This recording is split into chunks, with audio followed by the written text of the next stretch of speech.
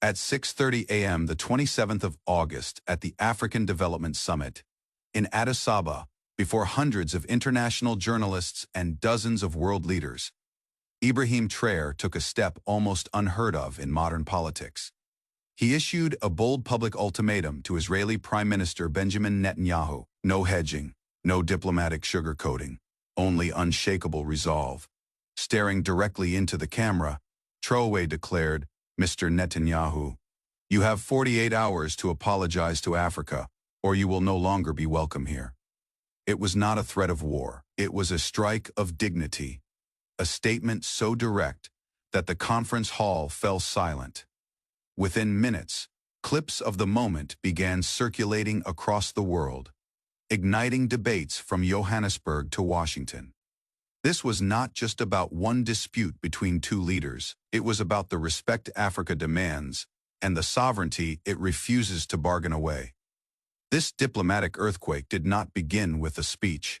It began with a leak. According to multiple diplomatic sources, during a closed-door G7 meeting, Israeli Prime Minister Benjamin Netanyahu allegedly made remarks that African leaders considered deeply offensive, particularly targeting Burkina Faso's President Ibrahim Traoré. He was reported to have dismissed them as political opportunists and naive in their criticism of Israel's Gaza campaign.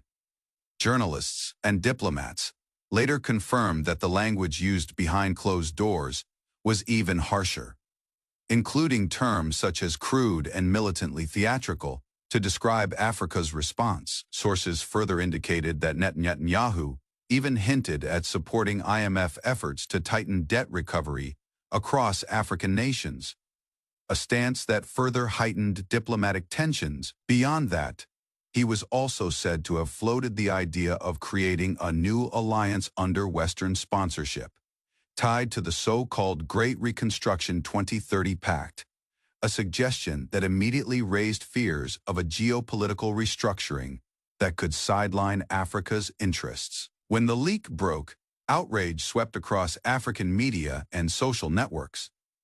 On African news, the story dominated the headlines. Within hours, the hashtag #AfricaIsNotYourPorn was trending, generating millions of shares. Yet, while public anger reached a boiling point, Traoré chose silence. A silence that, in hindsight, was deliberate.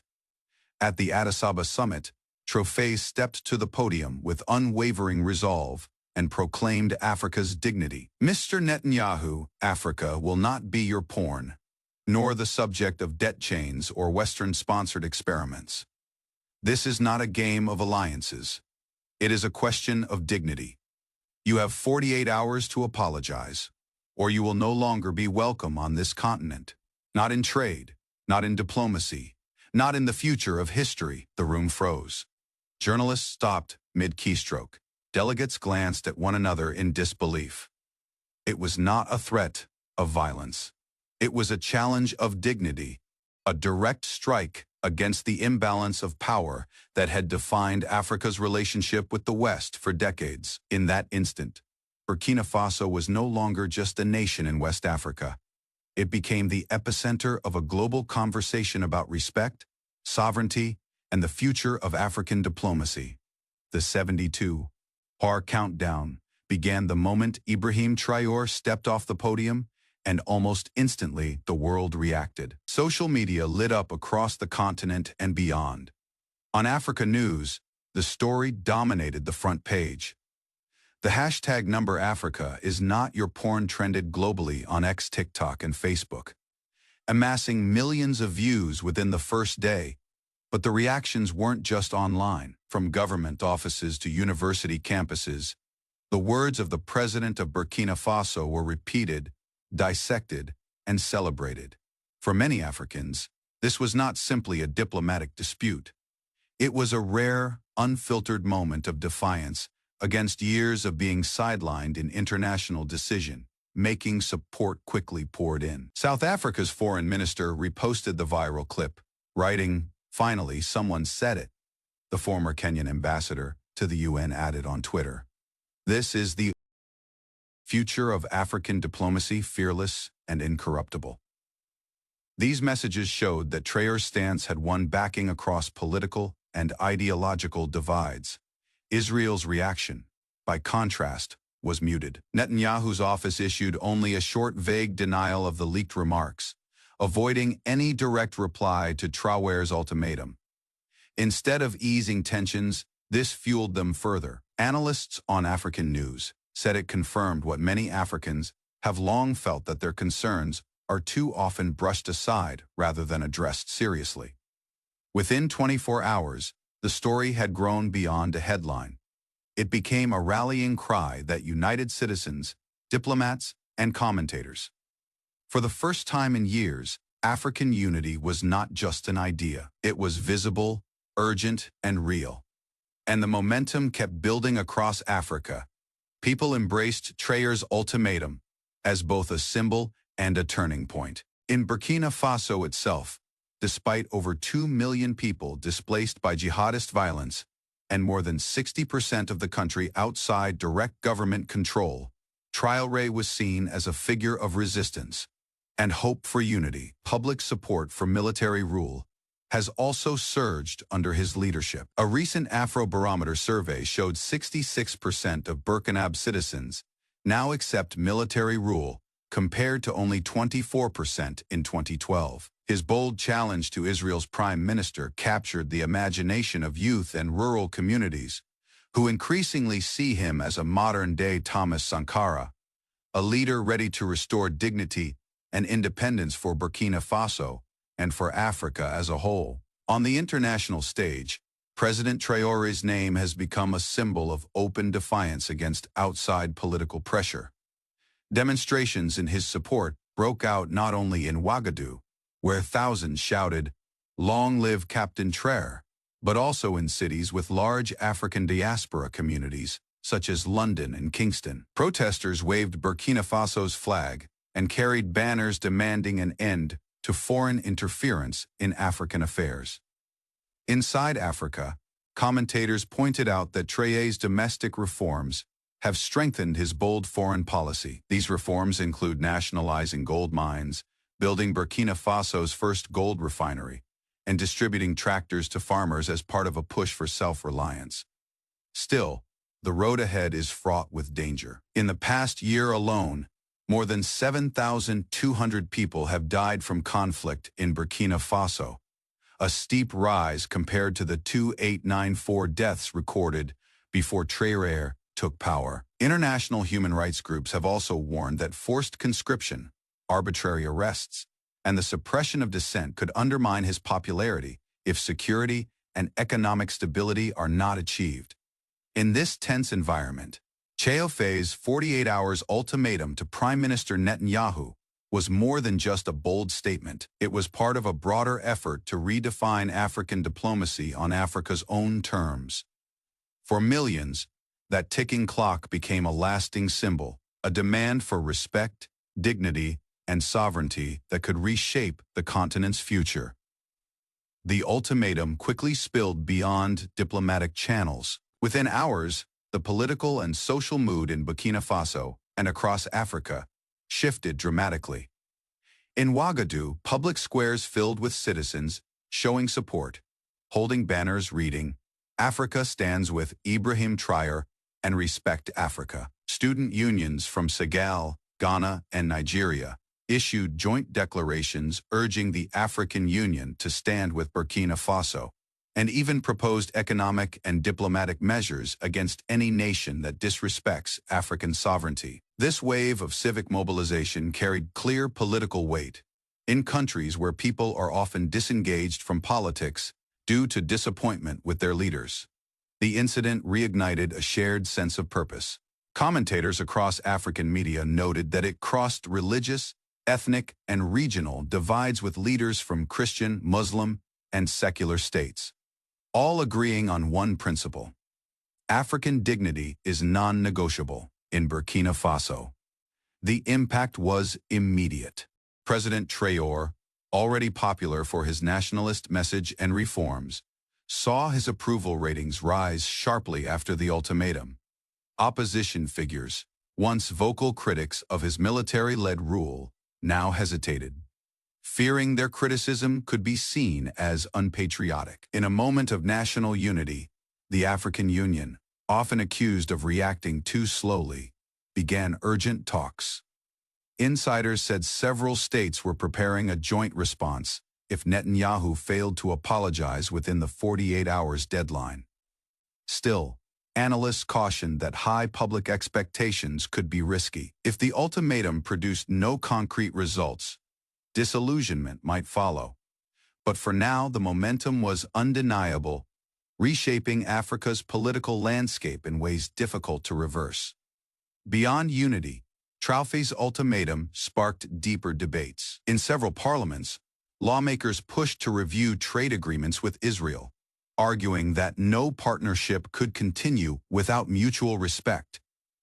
Governments in South Africa, Namibia, and Tanzania even suggested a continent-wide reassessment of diplomatic priorities if no apology came. The incident also pushed regional alliances to rethink their collective power. ECOWAS, once focused mainly on economics and conflict resolution, began debating whether to take a stronger foreign policy stance. The message was simple but powerful. African nations should stand united not only in trade but also in questions of dignity and respect on the global stage. Inside Burkina Faso, the impact on society was profound. Communities long divided by conflict found new unity in the symbolism of the president's words. An insurgency hit villages. Local leaders said people now saw their struggles as part of Africa's larger fight for sovereignty. Even displaced families in makeshift camps repeated the ultimatum around cooking fires, turning it into a story of shared pride. But the momentum came with risks. International financial institutions quietly warned that Burkina Faso's confrontational foreign policy might scare away investors or invite sanctions from Western blocs. Envoys from Europe and North America sought private meetings with Traore's advisors to find out whether the country intended to go beyond symbolism. Still, across Africa, the ultimatum was hailed as a rare show of unapologetic leadership. Media coverage highlighted not just Traore's boldness, but also his strategic silence afterward, which left the burden of response squarely on Netanyahu. By the end of the 48 hours, one thing was clear: no matter the outcome, Africa's political landscape had changed. The ultimatum redrew the boundaries of what was acceptable in diplomacy with African nations and gave the continent a striking example of what it means to speak with one voice. And the shock waves went far beyond Africa. The ultimatum reached the halls of power in Washington, Paris, Moscow, and Beijing. For the United States, used to a quieter African diplomacy, Traoré's declaration was a reminder that the continent's leaders could now command the global stage on their own terms. American political analysts debated Traoré's ultimatum with unusual intensity, treating it not as a passing headline, but as a moment of genuine disruption in global affairs. In Washington, some voices dismissed it as reckless, arguing that such bold defiance might fracture fragile strategic alliances and complicate US relations in the Sahel. Yet others, particularly a rising generation of African American scholars, writers, and activists, saw it in starkly different terms. To them, this was not recklessness, but clarity, a pure assertion of sovereignty from a continent too often silenced. On campuses from Howard University to UCLA, student forums sprang up almost overnight. Classrooms turned into arenas of debate. Young Africans and African Americans spoke passionately about what it meant to hear in real time. A sitting African president refusing to bow before the weight of global powers. They weren't just analyzing words, they were celebrating courage, the rare kind that defies convention in full view of the world. In New York City, the African diaspora poured into Harlem, converging in the very streets that had hosted civil rights marches decades earlier. Flags of the United States and Burkina Faso were lifted side by side, fluttering in the late summer air. Chants rang out, "Africa stands tall, Africa stands proud." To the marchers, this was not about isolationism or rejecting cooperation with the international community. It was about drawing a line saying that cooperation must be built on respect, equality, and mutual recognition. Many carried handmade signs quoting Traore's ultimatum verbatim. Others simply raised portraits of Thomas Sankara, as if to remind the world that a new generation of uncompromising African leadership had risen from the same soil. Globally, the shock waves rippled unevenly. Moscow and Beijing quickly amplified the moment, their state media hailing Traore as a symbol of defiance against Western dominance. They painted his ultimatum as part of a broader shift, the global South asserting itself against the hierarchies of the old world order in Europe. The reaction was more careful, even nervous. Leaders in Brussels, Paris, and Berlin avoided direct condemnation, choosing instead to emphasize the need for constructive dialogue. Yet, between the lines, analysts detected unease. The old balance of influence in Africa was clearly shifting. In the Middle East, responses were sharply divided. Some governments called the move an unnecessary provocation that risked escalating tensions, but others, in private conversations and commentary, quietly admired the boldness of a small African nation, forcing a powerful leader like Netanyahu onto the defensive. What united these perspectives was one acknowledgement. Ibrahim Traoré had changed the terms of engagement. He did not beg for recognition, nor did he position Africa as a supplicant. Instead, he declared with the authority of history and the urgency of now that Africa already has its place, its table, and its dignity. For millions watching across Africa and abroad, this was not merely about one man's words. It was about seeing, perhaps for the first time in a generation, an African head of state standing before the cameras of the world and refusing to bow. It was a vision of dignity that no adversary could erase and no ally could ignore. As the countdown ticked closer to its deadline, the drama deepened. With 48 hours left, diplomatic correspondents began to whisper of unusual movements. Rumors spread that Israel was quietly reaching out to multiple African capitals, sending private feelers through intermediaries in search of back-channel discussions. There was no press release, no admission of error, only vague phrases like clarifying misunderstandings. But the timing mattered. In Addis Ababa, seat of the African Union, senior officials read this as a clear sign. The ultimatum was working. For decades, African demands had been met with silence, diversion, or outright dismissal. Now, before the clock even ran out, backroom diplomacy had been forced into motion. That alone felt like a victory. Back in Burkina Faso, the atmosphere was electric. Word of the rumors spread by radio, through neighborhood gatherings, and in village assemblies, in markets, in mosques, in churches. People debated what it meant. The conclusion was unanimous. Traoré's stance had compelled one of the world's most entrenched powers to pause and rethink. For many, this was not just about Netanyahu. It was about Africa finding its collective voice in the international arena. The symbolism was immense.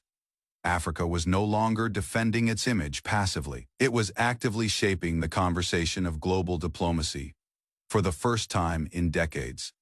The balance of power, however, slightly tilted toward Africa, and it had not been achieved through armies or economic blackmail, but through something simpler, something purer, an unapologetic assertion of dignity. This was the kind of moment that could inspire not only a single nation, but an entire continent, teaching future generations that the right to stand tall is claimed, never gifted. When the final day of the ultimatum arrived, the expected apology from Prime Minister Netanyahu did not come. But in truth, what followed was even more telling across Africa. Leaders who had once distanced themselves from Traoré's firebrand rhetoric began to cite him with respect. In Senegal, in Ghana, in South Africa, officials acknowledged publicly or privately that his stance had set a new standard for African diplomacy. Even in capitals with close ties to Israel, the conversation had changed. Traore had redrawn the boundaries of what was acceptable in relations with Africa. The true twist then was not whether an apology was delivered. It was the revelation of what the 48-hour challenge had accomplished. One unwavering voice standing alone at a podium in Addis Ababa had shifted the perception of an entire continent. By refusing to bend, Traore had not only defended Burkina Faso, he had elevated himself into the lineage of leaders who define historical eras. And for millions watching, the message could not have been clearer. Africa does not beg for a seat at the global table. Africa builds its own table. Those who wish to join must come with respect. In the end, the ultimatum transcended politics. It became a mirror in which Africa saw its own strength, reflected from the hands of farmers in rural Burkina Faso to the voices of students in Nairobi, from traders in Era to community leaders in Johannesburg. Everywhere, people spoke with renewed pride. They understood that sovereignty is not granted from above. It is claimed, lived, and defended. This was never about aggression. It was about dignity. It was about a principle older than empires, that no nation, however powerful, has the right to belittle another. Traore's words resonated because they carried the weight of centuries, the unbroken line of Africans who fought for freedom, justice, and equality. From the anti-colonial struggles of the past to the challenges of today, as Traore himself declared, "We do not ask for permission to be free. We rise to claim it." If the spirit of Ibrahim Traoré has touched your heart, share this story. Let the world know that Africa's voice will be heard, not as an echo, but as a force. May God bless Africa.